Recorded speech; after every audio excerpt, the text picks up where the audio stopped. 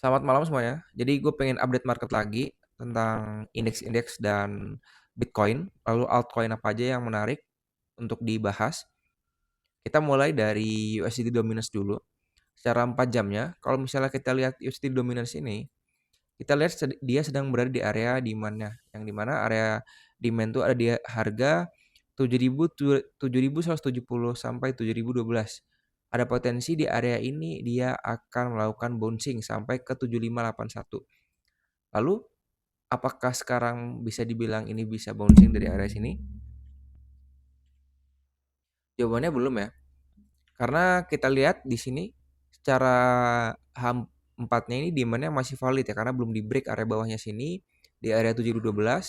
Ada potensi dia akan bouncing dari area ini sampai ke 7581 ya di area ini. Mungkin gue editing dulu sebentar. Ke sini lah ke area sini. 7437 sampai 716 ya. 7716 untuk dia target upside-nya lagi. Jika di break dia ada potensi rebound di area 6680 di main keduanya sampai 6500. Jadi potensi masih sangat bullish untuk si USDT dominance ini. Invalidasi area kita bisa taruh di area ini 6522. Lanjut mungkin di ini ya, di total tree-nya. Di total tree-nya sangat-sangat bearish ya. Karena dia baru aja membuat ini ya swing low, lower low yang dimana di sini adalah area supply-nya di area 800 sampai 815. Jadi ada potensi dia bakal ke area ini lalu dia reject ke bawah lagi. Mungkin kita lanjut ke Bitcoin-nya ya.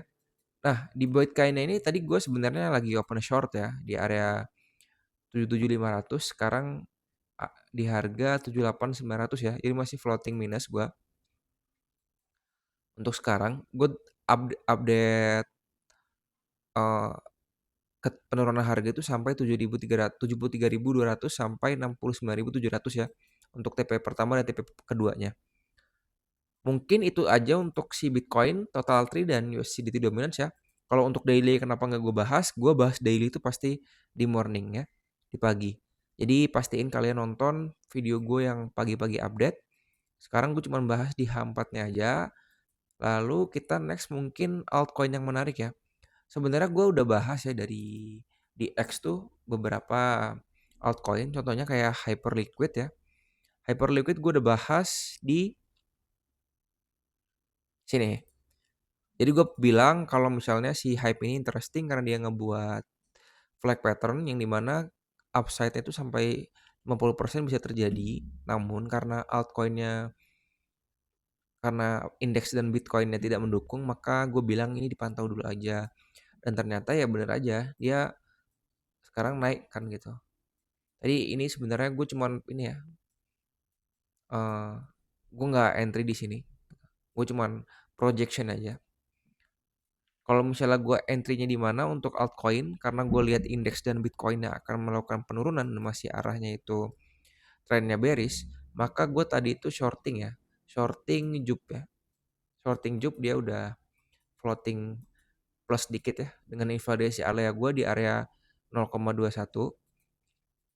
Di sini kenapa gue entry di sini? Yang pertama ini adalah area supply-nya dan juga area golden ratio-nya.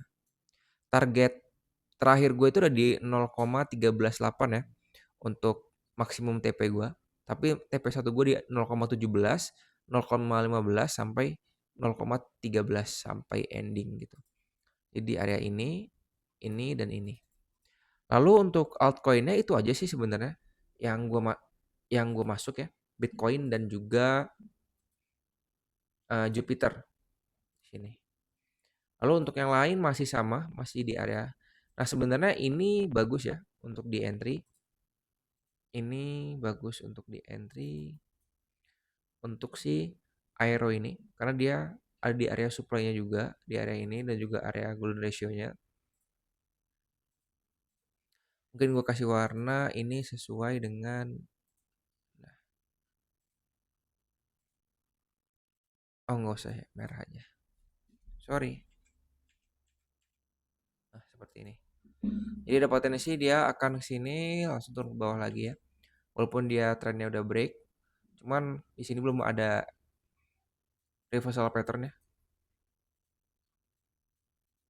Lalu ZK semuanya sama sih, masih wait and see. Nggak ada perubahan arah market gimana-gimana. Belum ada potensi untuk melakukan pembalikan arah tren.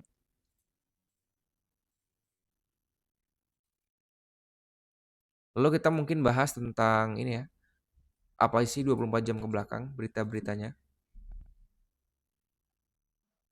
Soalnya kalau misalnya agak lemes ya, gue udah seharian tadi eh, aktivitas. Jadi yang pertama ini ada ini ya, dari Lock on Chain, dia report ini ya, net flow hari ini di ETF. Kalau kita lihat dari sini, sebenarnya ini ya, masih ada selling pressure yang sangat besar ya di ETF-ETF ini. Entah dari Bitwise atau dari BlackRock dan sebagainya, Fidelity dan sebagainya. Di sini kita lihat untuk satu hari net flow-nya itu minus 7.000 Bitcoin. Untuk di weekly-nya 10.000, Ethereum-nya 41.000, weekly-nya 21.000, dan Solana-nya juga sama ya. Kalau kita lihat di sini nggak ada fresh money yang masuk ya. Yang diartikannya di sini kita bisa bilang kalau ETF-ETF kliennya itu belum pada beli gitu. Lalu lanjut di ini ya, dari Coinbaro di sini. Bitcoin falls below true market mean, yang artinya apa? True market mean adalah area di mana si Bitcoin ini dia tuh hargain lah, harga rata-ratanya atau harga average-nya untuk bisa worth it dibeli atau enggak gitu. Nah, selama Juli 2023 ketika si true market mean-nya ini di atas, itu artinya Bitcoin itu masih ini ya, layak untuk dibeli. Namun untuk sekarang dia sudah break untuk pertama kalinya di semenjak tahun 2023 ya, yang dimana ini ada potensi penurunan masih terus berlanjut gitu. Jadi garis ini tuh menandakan kalau misalnya Bitcoin tuh masih layak dibeli atau enggak, nilai rata-ratanya lah gitu.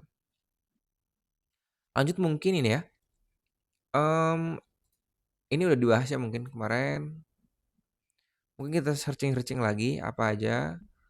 Kalau untuk si ini ya, monthly return-nya kan gue udah bilang kemarin kalau misalnya Februari itu 80% tuh bakal bullish gitu. Cuman untuk sekarang ini masih terlihat secara teknikal dan price action masih belum ada mendukung yang bullish ya. Lalu ETF-nya juga minus. Lalu selain itu mungkin udah nggak ada lagi ya. Ini tentang berita-berita Epstein aja. Yang nggak tahu Epstein apa mungkin bisa di searching sendiri. Karena gue juga sempat baca-baca dan itu nggak penting buat kripto ya. Jadi kita abaikan aja. Lalu mungkin ada si ini ya. eh si foundernya OKX, Satarsu, dia menyalahkan kalau misalnya si Binance itu dumping barang karena melakukan ini ya, tawaran APR 12% yang tinggi, yang dimana itu harus change dari USDT ke USDE, dan itu akan membuat leverage looping ya. Jadi dia menyalahkan Binance tentang kejadian tanggal 29 sampai 1 ini ya, 1 Januari sampai 1 Februari. Lalu mungkin itu aja sih plan-nya untuk saat ini. Masih berjalan semua. Thank you semuanya udah nonton. Mungkin gue cepet aja karena maaf ya kalau misalnya nggak ada tenaga segala macam. Next time gue bakal lebih bersemangat dan juga ini gue udah capek banget. Gue mau istirahat. Thank you semuanya udah nonton.